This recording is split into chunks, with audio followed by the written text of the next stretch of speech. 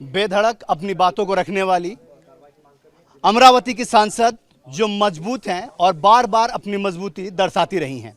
आज जब उमेश कोल्हे का परिवार परेशान हाल है और अपनी तमाम परेशानियों से जूझ रहा है, उस वक्त सबसे पहले यहाँ सांसद होने के नाते, जनप्रतिनिधि होने के नाते यहाँ पहुंची, उस परिवार से मिली। मिलने के बाद पहला रिएक्शन? परिवार को देख के, उनके बेटे को देख के, उनकी बहू को देख के, उनके मिसेस को देख के बहुत दिल दहलाने वाली घटना हुई है। क्योंकि एक ऐसा व्यक्ति जो सुबह से लेकर रात तक अपनी दुकान केमिस्ट चलाने वाला व्यक्ति, सुबह 8 बजे से लेकर रात के 10 बजे तक सिर्फ वो समय पूरा अपने परिवार को चलाने के लिए जो व्यक्ति देते थे, 2 घंटा 1 घंटा खाने के समय आए और मैसेज पढ़ के अपनी भावनाएं, कहीं हिंदू विचारधाराओं की भावनाएं आगे बढ़ाते हुए उन्होंने मैसेज फॉरवर्ड किए। वो फॉरवर्ड करने की सजा इतनी बड़ी कि आके गला काट के कोई चला जाए। जब उनकी व्यथा मैंने सुनी, उनके बेटे को कहा कि आप अगर मुझे इंटीमेट करें, आपने मुझे बताया होता कि कुछ ऐसे फॉरवर्ड किए गए मैसेज है या थ्रेट आए तो मुझे ज़रूर बताना। उनके बेटे का जवाब था कि मैडम हम कैसे बताएं आपको, हमें डर लगने लग गया है, मुझे डर लग रहा है कि मैं किसी को भी कुछ बताऊंगा तो ये मेरे ऊपर कार्रवाई ना हो, ये मेरे साथ में ऐसी घटना ना हो। क्योंकि मेरे पिता का शव जब मेरे गोदी में पड़ा था तो मैंने देखा है, बोले कि इतना खून से लथपथ मेरे पिताजी, और इंटेंशनली जो चीज़ की हुई है, प्रोफेशनली वो गुनाह किया गया है, वो पूरे काम को अंजाम दिया गया। क्योंकि इस तरीके से मारना तो इट वाज क्लियरली कि 2-3 मिनट में जान चले गई व्यक्ति की। मुझे लगता है कमिश्नर ऑफ पुलिस जो अमरावती की हैं, अगर ये 12 दिन पहले ही उन्होंने क्लियर की होती, ये चीज़ बाहर आई होती तो शायद उदयपुर की घटना, वो टेलर की जान हम बचा पाते।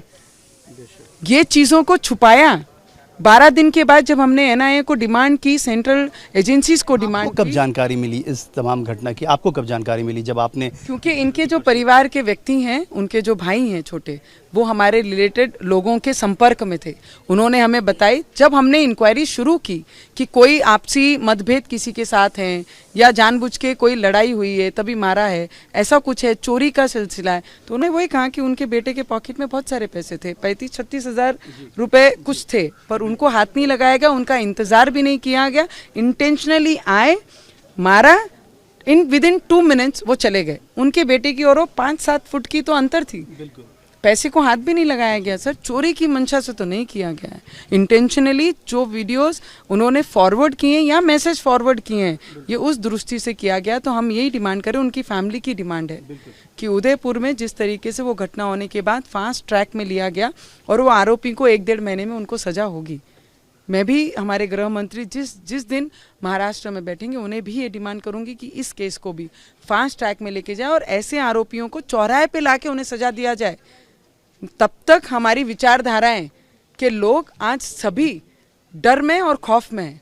क्योंकि जिस तरीके से थ्रेटनिंग हमारे अमरावती के 7-8 जनों को आई है। यही सवाल था कि आप, क्योंकि आपकी पहचान अब किसी को, हिंदुस्तान को मोहताज नहीं है आपकी पहचान के लिए, कि बेखौफ सांसद अगर कोई निर्दलीय होकर भी अगर कोई खड़ा हो सकता है तो वो नवनीत राणा है। आपके अमरावती में इस तरह की चीज़ें हो रही हैं कि लोग, अब ये कई सारे लोगों के एक लगातार लोगों की चली आ रही है कि 7-8 लोग हैं जिनको बार बार ये थ्रेट किया जाता है कि आप सोशल मीडिया पर अपनी एक पोस्ट कीजिए और आप माफ़ी मांगिए। ऐसा कैसे देख रही हैं? मुझे लगता है कि अगर उन्होंने मुझसे संपर्क किया होता और अभी भी अगर वो मुझसे संपर्क करते हैं तो उनको सिक्योरिटी देने का काम, जवाबदारी मेरी है। पर मैं इतना ज़रूर बताऊंगी, अगर वो डिपार्टमेंट तक पहुंचे हैं, उन्होंने नंबर्स डिपार्टमेंट को दिए हैं, तो अभी प्रशासन की, डिपार्टमेंट की जिम्मेदारी बनती है उन्हें सिक्योर करना। अगर इसके बाद कोई ऐसी घटना होती है तो डिपार्टमेंट और हम आमने सामने रहेंगे। तो आपको लगता है अब तो सरकार भी आपकी हो गई, केंद्र में पहले सरकार थी, अब तो राज्य में भी आपकी सरकार हो गई, अब ऐसा लगता है कि इस सरकार के जरिए आप ये मैसेज करने की कोशिश करेंगी, संदेश देने का काम करेंगी कि कम से कम सरकारें बदली हैं तो रवैया भी बदलेगा, तरीके भी बदलेंगे। मैं आपको एक चीज़ बता सकती हूँ, जो सरकार अभी आई है उनकी मंशा हम सभी लोगों को पता है, उनके काम करने का तरीका हम सब ने देखा है। पहले ऐसी घटनाएं हमारे महाराष्ट्र में नहीं हुई सर, ये पहली बार ऐसी घटना को अंजाम दिया जा रहा है और वो किस पीरियड में दिया जा रहा है वो भी सभी लोगों ने देखना, ध्यान देना बहुत ज़रूरी है।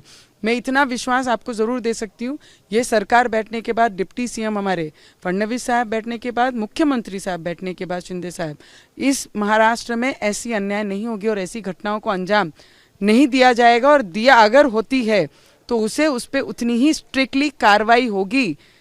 इसमें कोई शंका नहीं है। फिर वो कोई भी विचारधारा, आपको लगता है कि नज़ीर पेश करने की ज़रूरत है? जो लोग ऐसे लोग सोचते भी हैं, उनके जहन में इस तरह के सवाल भी न खड़े हों, उनके कौंध जाए उनको इस तरीके की हरकतें करने से पहले। मैं आपको बताना चाहूँगी कि अमित शाह जी का जो गृह मंत्री हमारे देश के, उनका एक पत्र भी रिलीज़ किया है सर ने। और अमित भाई ने जिस तरीके से उसमें बताया है कि इंटेलिजेंस जो है इंटरनेशनली, इसमें कई सारा हाथ दिखाई दे रहा है। पर मैं अपने लोगों से इतनी ज़रूर विनती करूंगी, इंटरनेशनली कुछ भी हमारे दिमाग में डालने की कोशिश अगर कर रहा है, रहे तो हम हिंदुस्तान में रहें। हम तो आस पड़ोसी के लोग हैं। अपने लोगों की जान लेना ये कौन से धर्म ने सिखाया है? मुझे लगता है अपने धर्म का प्रचार प्रसार करना तो ये सभी का अधिकार है। मैं तो अपने धर्म का प्रचार प्रसार करूंगी। बिल्कुल। और ये कभी हिंदुस्तान में आज तक हुआ भी नहीं।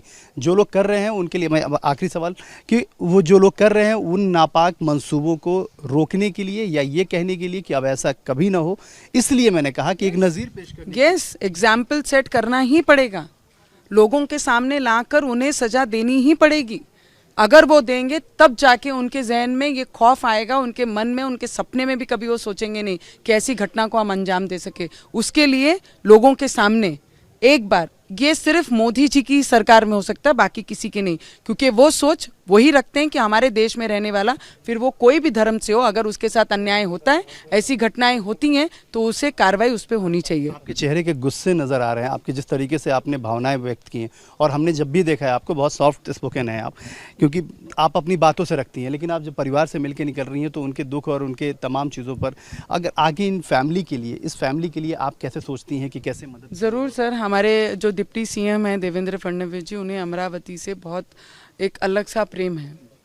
मैं उनसे भी ज़रूर डिमांड करूंगी, और जैसे गृह मंत्री बैठेंगे उनसे भी डिमांड करूंगी कि इस परिवार को हम कैसे और मदद कर सकते हैं, और मुख्यमंत्री से भी ज़रूर उनके सामने ये सब चीज़ें रखूंगी, क्योंकि वो चीज़ें समझने वाले लोग हैं, ना कि निगलेक्ट करने वाले लोग हैं। तो ज़रूर अपनी भावनाएं उनके सामने रख के। बहुत अमरावती के लोगों को बहुत उम्मीदें हैं आपसे, और लोग इसलिए ही आपका इंतज़ार भी कर रहे थे कि जब आपसे मिलें तो अपने दुख क्योंकि उससे पहले किसी से नहीं मिले और ना ही किसी से बात की। आपको लगता है कि इनको इंसाफ मिलेगा ही?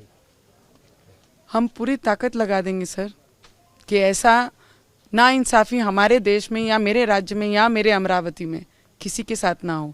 किसी के परिवार का मुखिया गया है, किसी का पति, किसी का लाइफ पार्टनर गया है, और किसी के बेटे का बाप गया है, तो मुझे लगता है कि उनके साथ इंसाफ होना बहुत ज़रूरी है। बहुत बहुत शुक्रिया न्यूज़ इंडिया से बात करने के लिए। साफ तौर पे नवनीत राणा बेबाक बेखौफ अपनी तमाम बातों को रखती हैं, और इसीलिए आज बहुत भावुक हो गई ये बात करते करते, क्योंकि वो इमोशनली नज़र आ रही थी, और साफ तौर पे कहा कि देखिए मैं परिवार से मिल के आई हूँ, ऐसे लोगों को फांसी की सज़ा बीच चौराहे पे देने की ज़रूरत है, और साफ ही उन्होंने ये भी कहा कि इस परिवार को इंसाफ दिलाना उनका परम कर्तव्य है।